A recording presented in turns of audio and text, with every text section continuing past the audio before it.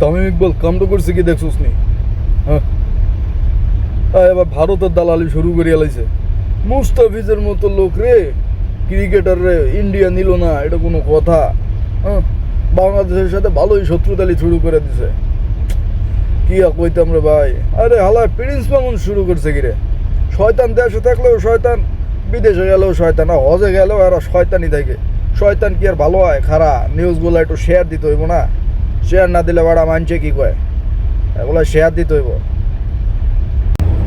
হ্যাঁ হ্যাঁ, দে দে শেয়ার দিয়ে ধুয়ে ফেলা। তামিম ইকবাল কি করছে, প্রিন্স মামুন কি করছে, কেক পট্টির কে কাপায় কি করছে, তারপর হচ্ছিল গিয়ে ওই তেনা খাতা যত আছে কেক পট্টির, তাদের ভিডিও শেয়ার দে, সমস্যা নাই, দিতে থাক। আমরা অকৃতজ্ঞ জাতি না, সমস্যা নেই তো। ট্রেন্ডিং একটার পর একটা আসবো, আমরা সেই ট্রেন্ডিংয়েই ঘা বসাবো, সমস্যা নাই। দে শেয়ার দিলে তার সমস্যা নাই।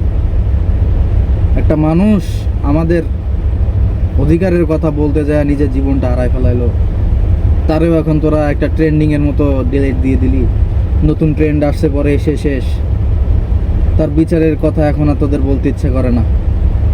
এখন আসস তোরা প্রিন্স মামুন কি করলো, বিসিবি কি করলো, তামিম ইকবাল কি করলো, ভারত কি করলো, এগুলো নিয়ে আসস।